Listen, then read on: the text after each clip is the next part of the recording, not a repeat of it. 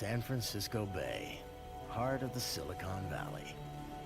Nestled on the eastern shores is the city of Fremont. Fremont is a city of about 300,000. It's a suburban city. I remember that when I first got here that it was unusual for us to have maybe one robbery a month. On March 29th, 1998, all that changed. A brilliant mind devises a devastating plan with the power of the cosmos behind him. It was shocking. It was an attack against all of us. His target, the police themselves. We believe the device was booby-trapped, specifically to kill law enforcement when they were responding. America's top explosive experts in a race against time. We were not coming up with what we normally would, the telltale signs of who may have done this. Will investigators decode the bomber's secrets before it's too late? Where's the next one going to be? You know, that's really what was going through our heads.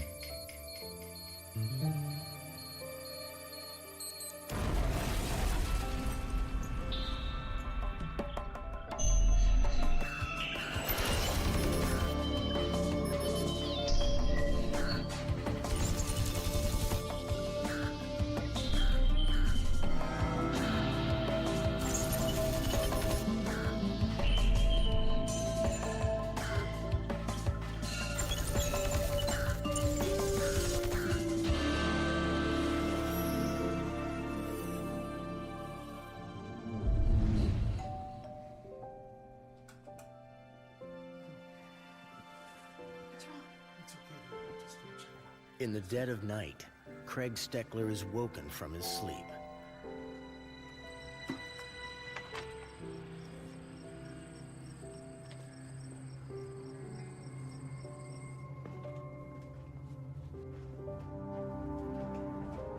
Stay there.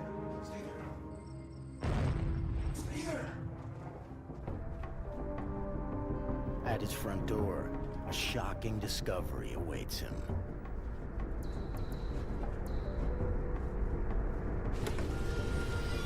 It wasn't until after this series of events started that the fire captain on the scene told me that we probably had a bomb detonated. Craig Steckler isn't your ordinary citizen. Steckler is chief of the Fremont Police. On call that night is veteran detective Ken Bingaman. There was portions of a device still on the front porch of Chief Steckler's home.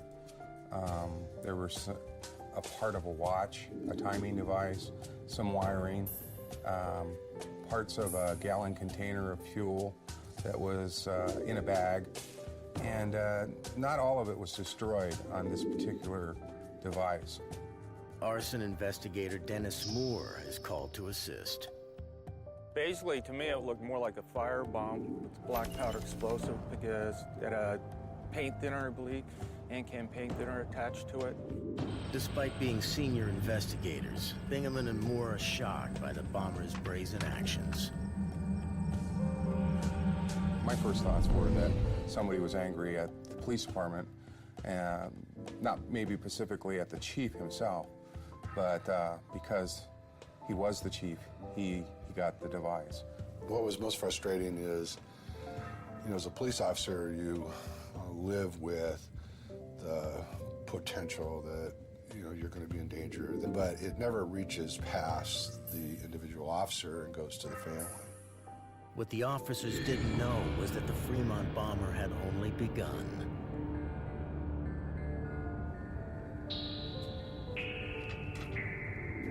Nine hours after the first explosion, a second Fremont resident makes a terrifying discovery. Yeah, I came home from church and I went to the front door and there was a bag sitting on the porch. So I started to pick it up, and then as I looked in, I saw wires. And it registered, wait a minute, there's something wrong with this. My wife came home, came running into the house saying there's a bag on the front porch. So I went out and looked in the bag. I could see the makings of a bomb. The Alameda County Bomb Squad is dispatched to the scene. Their job, deactivate the bomb and make sure no one gets killed, including themselves.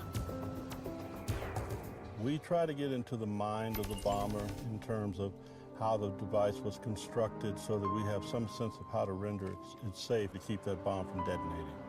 In this case, we used a water cannon because it was a soft package, if you will. The cannon fires highly pressurized water at the bomb. The water moves so quickly, detonator wires are knocked off before electricity can pass through them, causing the bomb to explode. We wanted to try to keep it in its entirety. Having the whole device, we would be able to tell more about the maker of the bomb. Fire in the hole! Fire in the hole! Fire in the hole! Despite best efforts, the bomb explodes during the render-safe procedure. However, investigators do have one important clue. Like Craig Steckler, Bob Wasserman was also a Fremont police chief. Here is a bomber that is targeting police chiefs. Those are leaders in the police community, if you will. You have a current and former police chief, victims of bombs at the same time. It was really frightening, and who knows, maybe it'll start happening everywhere. It was an attack against all of us, not only the chief. It was an attack against every officer that works in this department, and therefore every officer that worked in the state of California as well as the United States. With police under attack, Special Agent Tom Atterbury from the Federal Bureau of Alcohol, Tobacco, and Firearms joins the team. Gentlemen. Hello, Dennis Moore. Anytime there's a bombing incident, ATF treats it very serious, and we immediately respond to assist the state and locals. Well, we first came to the police department and got briefed by the detectives and by the lieutenant who was running the investigations unit at that time. And we knew we had two, bomb scenes. We had one at the chief's house and one at the councilman's house. Everyone just kind of brainstormed and throwing names up on the board, people that had past problems with the city, or Chief Wasserman specifically, or Chief Steckler. Obvious connection, both police chiefs at Fremont. Doesn't make any sense at all. Is there something that ties the two together besides being cops? We were looking at things, perhaps maybe a former employee, a disgruntled employee, and also we were trying to find out any other crimes that might have occurred with either the former chief or the chief, that there might have been a suspect that was involved in that was perhaps held a grudge against them. Investigators would soon learn the firebombs were only the start of what the bomber had in store for the citizens of Fremont. Fire in the hole! Fire in the hole! Fire in the hole! 2 bombs have exploded in Fremont, California.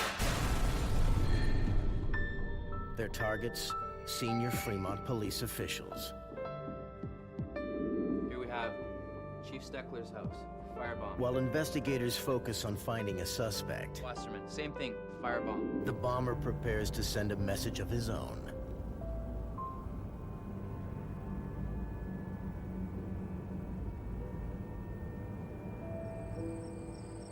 In the Fremont suburb of Corte del Sol, a young woman lies sleeping.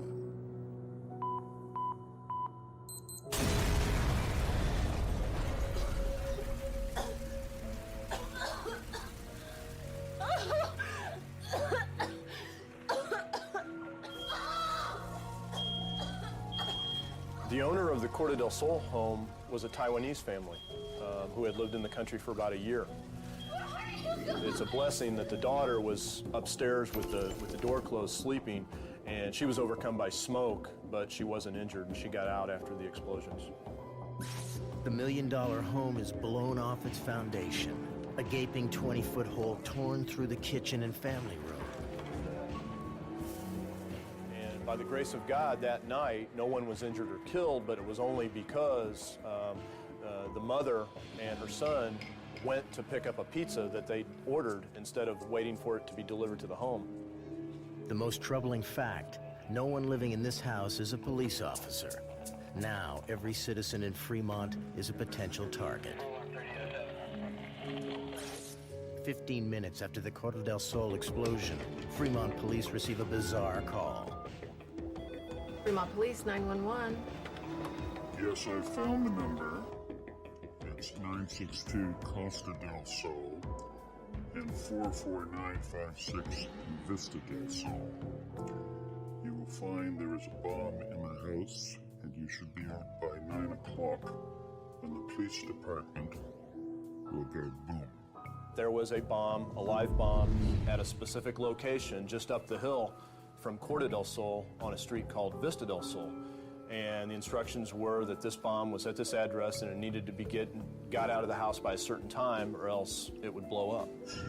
And we went up, started searching the house, and started pulling crawl space doors. Oh my God.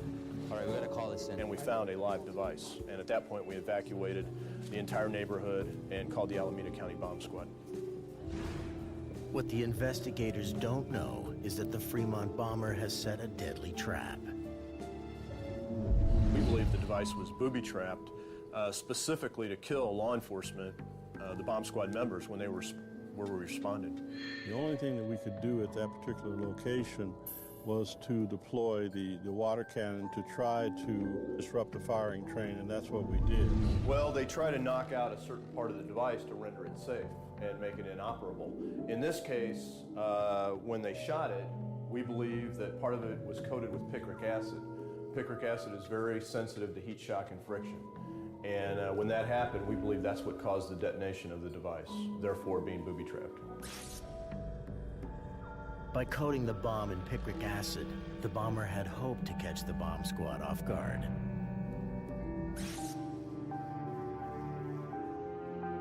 That bomb on Villa del Sol, as far as I'm concerned, was designed to kill a technician. The way it was situated, the way it was set up. Fortunately, it didn't. Another bomb explodes at a nearby water tower.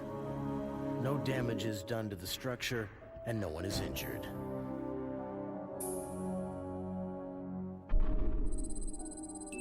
In a 24-hour period, 6 bombs have exploded at 5 different locations, and police have no suspects. Where's the next one going to be? You know, that's really what was going through our heads. We really were frightened about where another device would go off. Jupiter, the 8th house of death. With cold calculation, the Fremont bomber plots his next move. Mercury runs on. Investigators follow up on their only concrete evidence, the shattered remains of the bombs. Bombers are very intelligent people, so a lot of times they cover their tracks very well and plan things out well in advance. So it's a challenge. And our goal at a post-blast is to recover 100% of the bomb. We don't want to leave anything behind. Bomb fragments are carefully identified and cataloged. Any single piece may hold the key to revealing the bomber's identity. You know, a lot of people think that after there's an explosion that everything's gone. It's not. It's out there. It's our job to find it, and that's what we're specifically trained for during post-blast investigations, to find that evidence and submit it to our lab. Explosive experts search for critical evidence in the blast seat, the precise point where the bomb exploded. When a bomb goes off, we've got air now that's rushing outward with our device components being blown out of the crater scene. This positive pressure wave, as we call it, lasts for a very short period of time. Once that positive pressure wave diminishes, then we have a negative pressure wave. Now that's important because our lightweight components of a bomb is now sucked back into that blast seat. And that's why it's important for us to find the blast seat, because we know that a lot of our evidence is going to be there. Evidence recovered from the crime scene is examined by forensic chemist Brad Cooper. What I'm planning to get out of my examination of the evidence is to identify specifically the size of various types of pipes, the identity of what brands, for example, of watches or clocks that might have been used in a device. Once identified, the bomb components can be traced to manufacturers and retailers, and possibly to whoever bought them. Working along with the chemist is a fingerprint examiner who checks the debris for impression evidence. Next, the debris is sent to a tool mark examiner. Like fingerprints, tool marks leave unique impressions that can be used to tie a suspect to a bomb. Despite the best efforts of forensic scientists, the bomb debris reveals little about its maker. We were not coming up with what we normally would: the fingerprints, the tool marks, the telltale signs of who may have done this. And it was because the bomber had took great steps to conceal that from us. Finding the Fremont bomber won't be investigators' biggest problem, but stopping him will be. Fremont police sources say that yesterday ended with bombing the Fremont police chief's home, and another bomb at a former chief's house, bombing 2 other residents and a water tower, all within 48 hours. A bomb placed in someone's home is an act of terrorism. And where you have this type of a terroristic device planted at someone's home and lights the home on fire with the people inside, that case is classified as an attempted murder. People are very jittery. They're very on edge, as they should be. And there's this unexplained series of 5 bombings and 1 dud bomb found, and there is no apparent link. What do all these victims have in common with each other? Do they know each other? Somebody out to get them? Has somebody made threats lately to them or called them? Or do they owe somebody money? The connection between the Steckler and Wasserman bombs was clear. They targeted Fremont police chiefs. After that, things quickly grew murky. What we were struggling with and what we were trying to tie in is, how does this equate to this Taiwanese family? And then a booby-trapped device found at a house, 50% under construction. What's that owner's tie-in? Appealing to the public, police set up a tip line, but the bomber remains one step ahead. He has consulted the planets, and they have told him to do the unexpected. Rodney Block walks into Fremont Police Headquarters and presents himself to investigators. E01, how do you do? Good, thanks. Good to see you. I have some information here which I think may be of interest to you gentlemen here in the police department.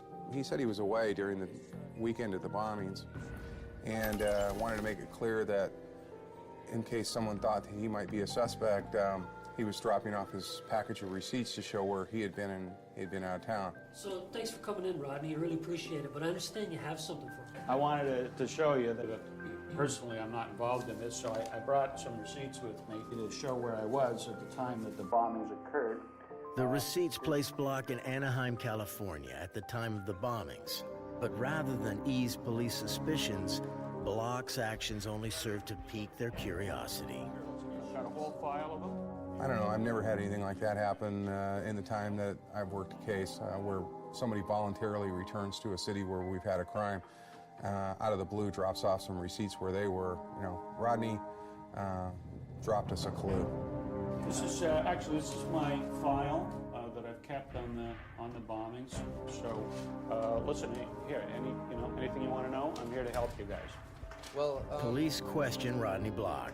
What do you know? What could you help us out with here? Well, Realizing they face a crafty opponent, a unique interrogation approach is taken. So Rodney, about the bomb, what can you tell us about it? Well, that's the interesting thing, you see.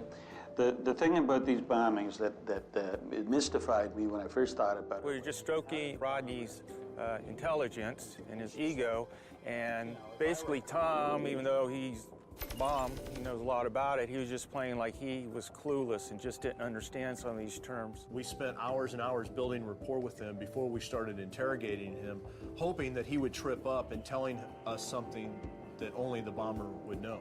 Okay, well, you're a pretty smart guy, Rodney. I understand you know something about bombs. Yeah, I know a lot about bombs, actually.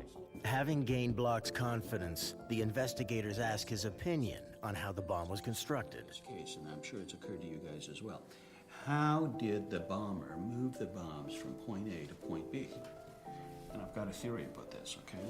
My theory is he used a modular bomb.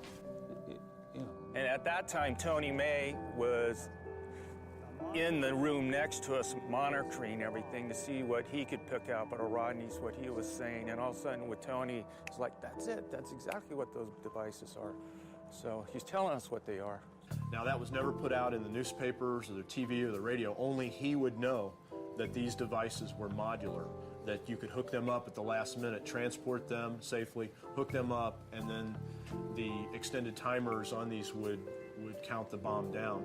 Only he would know that. And I mean, here you go. It's a schematic drawing, but that's basically a modular, three-way modular bomb. Now, But Block proves crafty enough not to provide information that would directly incriminate him. We haven't released any information on the fact that it was a modular bomb. So, is this a popular bomb or? Well, as a matter of fact, it is a popular bomb. Okay? Really? You know, I'm just saying, if I were the bomber, right? Not the bomber, but if I were the bomber, this is how I would do it. Okay, this is how I would do it. I would use a modular bomb. And, you know, the guy who did it, well, he's a smart guy. The interrogation and the interview was a roller coaster.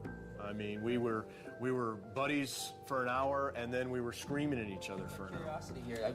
Well, that's what I was hoping to do, was pique your curiosity. Most definitely. Now, well, listen, now that you've got... So this was all a big game to Rodney. He felt that he had covered his tracks well enough that he could beat the police and beat the investigators in this case. And that goes for you guys, too. Are you arresting me or not? Although investigators have a suspect, they are powerless to hold Block, let alone arrest him. Appreciate your time. All right. Investigators will soon discover that the Fremont bomber is their worst nightmare, a criminal trained in forensic science. Unable to arrest Block, police put him under surveillance and hope he doesn't strike again. Well, the problem was that we didn't have any witnesses that identified Rodney as putting these bombs on these targets because he was out of town. He was in Southern California. Investigators begin the task of building a case against their only suspect. The first thing we did was we identified Rodney Block. Who is Rodney Block? Where's he from? What is his background? Once we started doing that, it was very clear that we had somebody that could build a bomb and had the level of knowledge and sophistication to build something like this. The next step was to establish motive. We began interviewing witnesses and friends and associates of Rodney Block. It became more apparent that he had a grudge against Chief Steckler and Chief Wasserman. Motive established, investigators execute a search warrant on Block's home.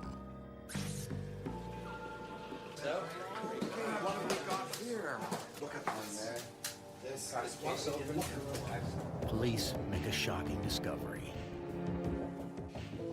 Block collected every article or newspaper article or internet article he could find on police officers throughout the United States that were involved in some type of misconduct. Investigators make several other discoveries, including electronic components similar to those used in the bomb circuit boards. We found a lot of items that were similar to what we were finding at the bomb scene, but no smoking gun. There is one other important find. He had videos on how to detect a surveillance, how to beat a polygraph. He knew and used a lot of the police techniques in investigation that we use today. All the more disturbing was one fact. Rodney Block had worked for the Chicago police force as a trace evidence specialist. Despite an exhaustive search, nothing ties Block directly to the bombings. More and more, it looks like Rodney Block might get away with his crime. The hunters begin to worry that they are becoming the hunted.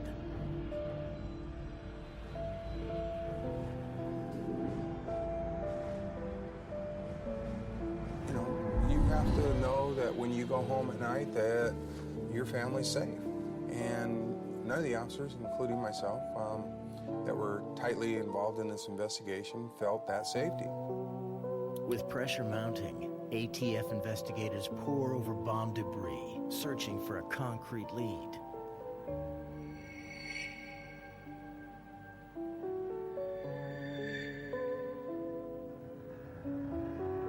Basically, what I received in the laboratory were cans and bags of debris items that were collected by the agents in my myself, for example. And I would go through those bags using a stereo microscope, seeing if I could find small intact particles of explosive, also looking at the various fragments that might also be there to see if I could identify what they may have originally have come from. And in some of the items of evidence, I found a small circuit board that obviously came from a watch. One of the things I had noticed was the circuit board had some numbers on it. So I talked to the manufacturer and said, I've got this circuit board that's got these numbers here. Can you give me an idea as to what watch or watches this particular circuit board might have come from? The manufacturer traced the circuit boards to one type of watch. A watch with a very interesting feature. Guys, I got something right here. What do you got? The watch's alarm could be set up to a year in advance.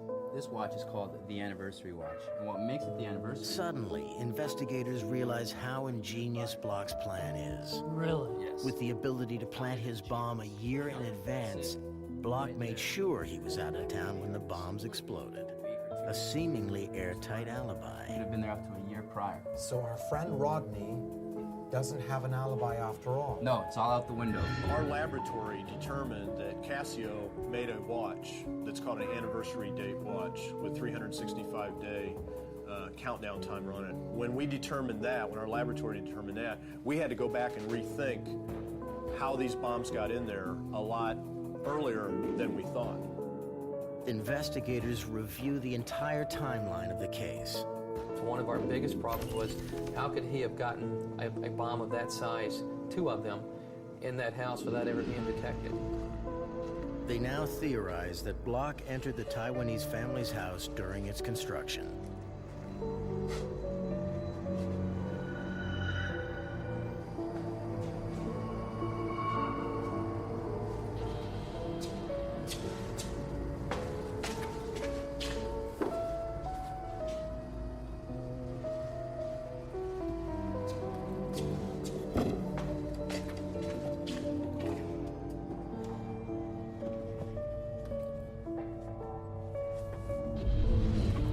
Using a mock-up of the bomb, investigators reconstruct the crime scene.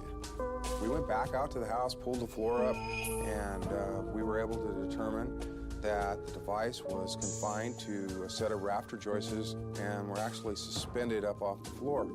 And when we began examining the floor of this house to determine how that could happen, we found that just underneath the subfloor is a netting material that holds insulation. And that netting we determined was the perfect location for somebody to secrete a bomb underneath the house, between a floor joist, and even individuals that were sent in to clean this house or clean the subfloor of this house prior to any family moving in it would not have detected the device. But why would Block bomb a Taiwanese family with whom he had no known connection?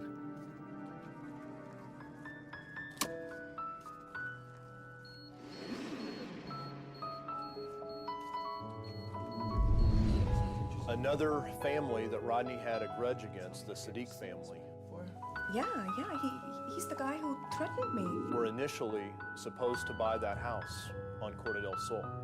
So he plants these bombs under the house, he sets the timer, and they're ticking down, every month. Well, in the meantime, the Sadiqs back out of that deal and they don't buy that house, and a Taiwanese family does. Well, by that time, the house is fully constructed. He can't get back in physically and get those devices out of there. Block suddenly finds that his well-crafted plan has hit a major obstacle. The walls are up, the doors are locked, he can't get back in to remove them, so he has to leave them in there. And the people that he bombed weren't even his targets. And that just shows you the level of ruthlessness that Rodney has, to possibly kill or maim innocent people that he didn't even have a grudge against. Everywhere around him, Block saw conspiracies. Rodney was frustrated. He spent a lot of money and a lot of time investigating frivolous investigations with no merit. One of his conspiracy theories was that black helicopters were flying into the Fremont Hills, dropping off large amounts of cocaine and heroin and illegal weapons, and then these drug trafficking organizations were, going out and dealing in drugs and narcotics under the blind eye of the chief of police. Officer, I want to speak to you about a very important matter. Rodney went to the chief of police numerous times making complaints, and they looked into it. It was without merit, and they moved on. That frustrated him that nothing was done because he thought these investigations were very important. Hey, you, real estate lady, hey. Rodney was also looking at the Sadiq family, and another one of his conspiracy theories without merit was that the Sadiqs were into fraudulent real estate. My money back. Excuse me? It's crumbling. The foundation is ruined. This is such an outrage to ask for my money back. It's a house, for heaven's sake, you bought It's a half house. the house. It's a house that's falling apart. Maybe you knew it was like that when I bought it, but I didn't know it was like that when I bought it. I didn't find that out until now. Now when it's falling apart, and I want my money back. And that's why you bought the house after looking at it? Listen, I don't like your attitude, okay? And I know what else you've been up to, okay? Excuse me? I know I've been following you. You've been following me? Yeah, I've been following you, and I know what you're up to. Frustrated, Block decides to take action himself against both the police and others he feels are committing criminal acts. You're not going to get away with it. Rodney Block comes up with a vicious plan. It was on a Sunday night at around 8 o'clock. Most people are home on Sunday night around 8 o'clock. It was a Muslim holiday when he set these bombs to go off. Block planted the bombs under the dining room, a place he knew the family would gather for dinner, and a place he knew his bombs would do maximum damage. Investigators have finally established links between Block and his victims. But they still need concrete proof he's the Fremont bomber, and getting it will require a bizarre twist of fate. Maybe you're thinking I had something to do with it myself, so, just to get that out of the way. Having established motive, investigators begin tearing apart Rodney Block's alibi. They show where I was at the time that the bombings occurred. Here's a good one. This is from the Fairfield Inn. I was there on the night one of the bombs went off. There was a lot of holes, though, in Rodney's story. Rodney couldn't account for close to 40 hours of where he was when the bombs were going off. But yet he could account for exactly where he was a couple days before the bombings and 2 or 3 days after the bombings. But there was a large window when the bombings were occurring that he could not account for where he was at. And he refused to account for where he was at. Well, listen, I've given you some information. Block's cell phone is critical to the investigation. Why don't you give me your cell phone number? No, listen. We were also able to tell from the cell phone records that during the evening, just before the bombings occurred, he had traveled north on Highway 5, 1 hour away from the motel he was staying at, in the direction back up towards Fremont. So we were able to determine exactly where he was when he made that phone call. And it wasn't at the hotel. He was headed back up towards the Bay Area. Yes, I found the number, 96. Police analyzed the 911 call that tipped them to the booby-trapped bomb at Vista del Sol.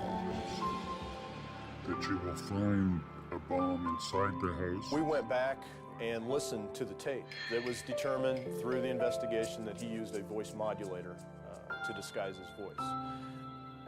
We could still tell that it was Rodney Block that made the phone call based on the way he talks, rhythm of his voice, the way he pronounces certain words. With motive and opportunity established and Block's alibi negated, police finally make their move. But with no hard evidence, will they be able to convict the man they suspect is the Fremont bomber? Fremont Police Department, you are under arrest. Rodney Block is arrested and charged with attempted murder. I know. All right, fine, let's go. No, I'm not a bomber. I've never hurt anybody in my life. Even from jail, Block remains defiant. There is no doubt that the Fremont Police Department has initiated a set of actions designed to silence me. Knowing their case is largely circumstantial, investigators must tie Block directly to the bombs. The job of identifying the bomber's signature falls to Dr. Brian Andresen. And I was given the task to what's called retro-engineer. Take the board apart, identify the components, and see how they all fit together to do some sort of an operation. Painstakingly, Andresen rebuilds block circuit boards, revealing an ingenious design. So the sequence of events appear to have been initiated with a watch, which makes a beep into a circuit that could turn on a relay. And when the relay closed, the battery pack turned on through a spark plug the detonator. So this whole sequence of events was all set up in a modular way. And is also, you can imagine from the safety point of view, you could set up the bomb and at the very end have little connectors and you plug in your timing circuit so that it's safe to do this, so that you're not actually walking around with a timer that's counting down hooked to a high explosive. Next, scientists must establish that the same individual is responsible for all 5 bombs. An obvious link was the fact that the same type of watch was used on all the devices, but there were other similarities. Since we had 6 bombs, we took each bomb individually, and it was working through the bombs that way that we determined that we had 6 bombs that had similar components that were most likely built by the same individual.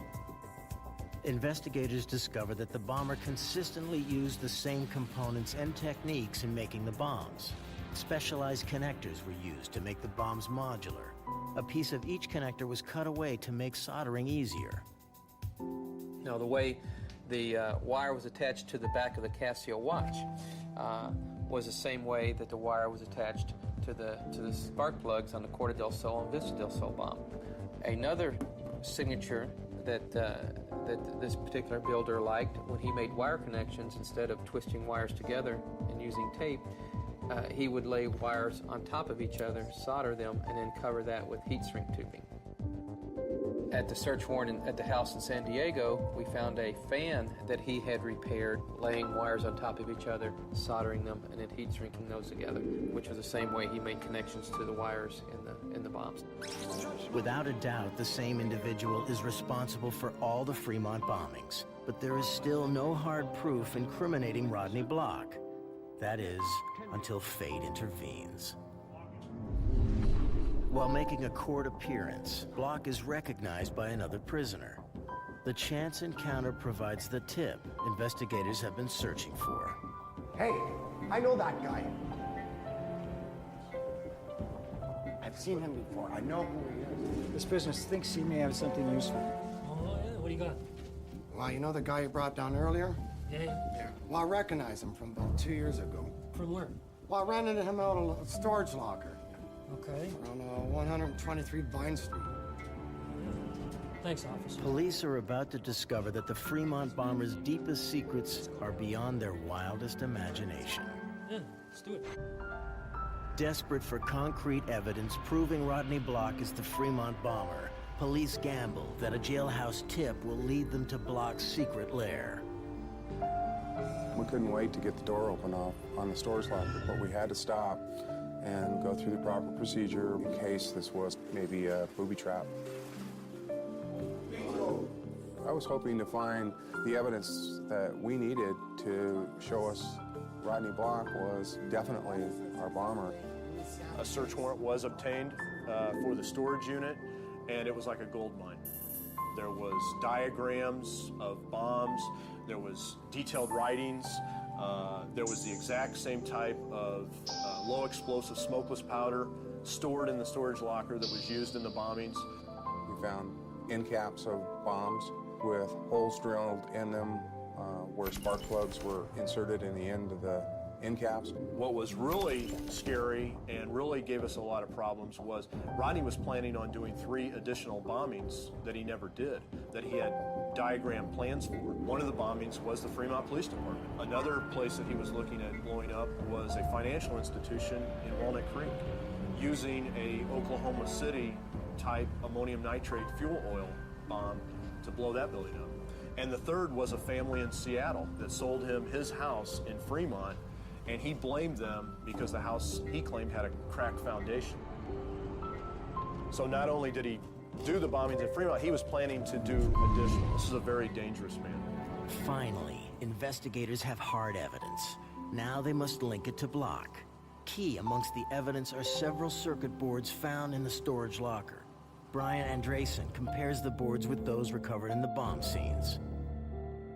From the bare circuit board, one can find how people soldered, and it turned out, instead of soldering on the normal side where you have copper foil, individual actually put the components through the wrong side and soldered on the non-metal side of the board.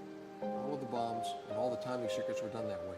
It was pointing to a signature technique that somebody had, which I felt was a beginner's circuit board technique. Perhaps the most damning evidence comes from the hand of Rodney Block himself. Odd documents that no officer can decipher. The most important thing, which I think made the case, was all of his astrology documents. We didn't really mess with them because we didn't know what they were. Investigators turned to astrologer Victoria Fennell Hill for help in decoding Block's cryptic notations. I looked at the documents and they were all handwritten, very complex astrological symbols and what we call glyphs.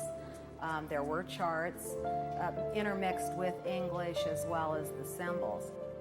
A psychological portrait of Block soon appears. He's a very intelligent human being, very knowledgeable, well-read as far as the darker side of the occult. You could tell from his writings that he was also very meticulous. He detailed everything from if he met someone to have a cup of coffee, he would set up a chart for that. Block had relied heavily on astrology when planning his crimes.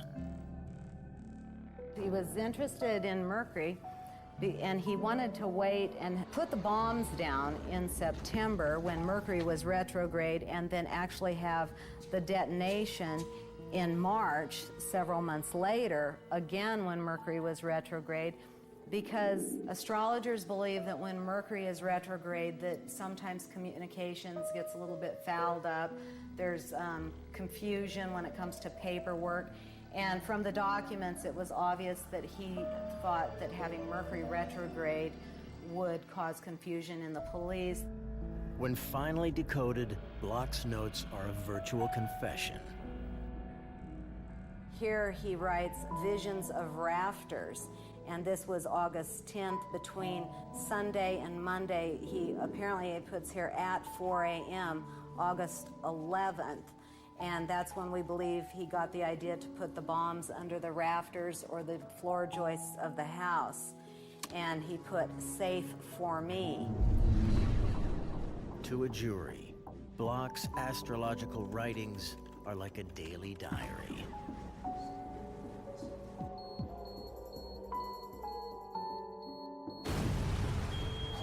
Combined with the investigative evidence and the forensic science presented during the trial, Rodney Block is found guilty of all charges, including 2 counts of attempted murder. I remember running out of the courthouse and immediately calling family members and letting them know over the cell phone that Rodney had been convicted on all counts and gotten the maximum sentence for his event. And then when we convicted him, it was a load off of our shoulders, and I think off of the citizens of Fremont also. We had a very dangerous individual who not only did bombings, but was planning on doing more. It has changed me. I'm much more guarded than I used to be. It's been a number of years now, so I'm becoming a little bit more relaxed with it. But I lived in fear for a long time afterwards. I can't get inside Rodney's mind, and frankly, I wouldn't want to be there. But whatever was going on there, is somehow this combustible mixture of his intelligence and his paranoia and his an almost obsessive-compulsive disorder focusing on these families and these details and all this interweaving of information just finally led to this 3-day string of bombings. Rodney Block is sentenced to 37 years in jail. For investigators and victims, a 3-year battle has finally come to an end.